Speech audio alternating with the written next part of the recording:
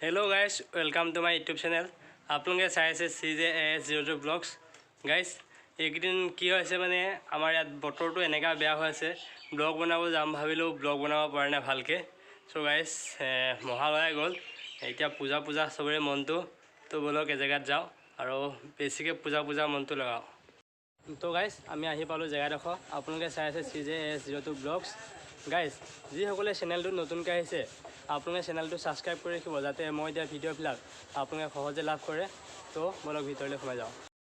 Guys আমি আহি পাইছোঁ, মূৰ্তি দেখিবলৈ কেনে বনাই আছে, মূৰ্তিবিলাক ৰেডি হৈ আছে, আপোনালোকে দেখিব পাইছে। ভিতৰত আৰু মূৰ্তি আছে, সকলোখিনি মূৰ্তি প্ৰায়খিনি কাম হৈছে।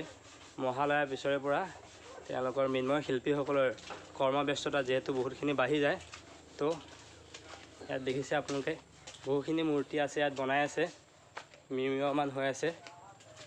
আপোনালোকে চাওক,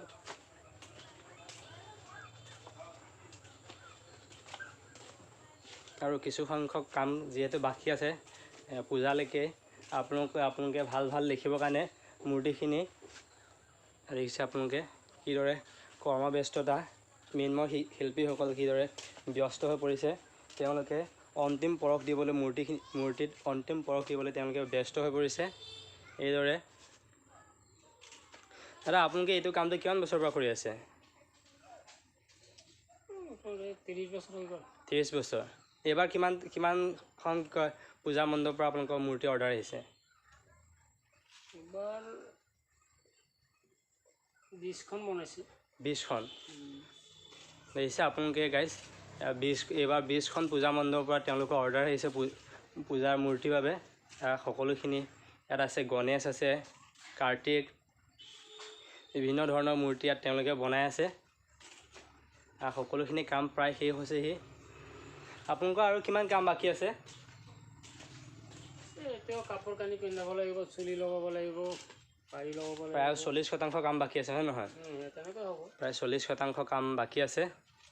তেওঁলোকৰ এতিয়া খুবেই ব্যস্ত হৈ পৰিছে, দিনে নিশাই তেওঁলোকে ব্যস্ত হৈ পৰিছে, যাতে সময়মতে মূৰ্তিবিলাক তেওঁলোকে নিৰ্দিষ্ট পূজা মণ্ডপক চঞ্জাই দিব পাৰে আৰু পূজাখন সুকলমে হৈ যাব পাৰে। তাৰ বাবে তেওঁলোকে কৰ্মত পৰা ব্যস্ত হৈ পৰিছে। তেওঁলোকৰ হাতত কোনো ধৰণৰ সময় নাই অযথা খৰচ কৰিবৰ কাৰণে। আপোনালোকে দেখিছে বহুখিনি মূৰ্তি আছে। আপুনি ইয়াত অকলে কাম কৰেনে আৰু আপোনাৰ লগত কোনোবা আছে? আৰু আছে, হয়। তেওঁলোকে কৈছে যে আৰু বহুতো ইয়াৰ লগত জড়িত বহুখিনি মানুহ আছে।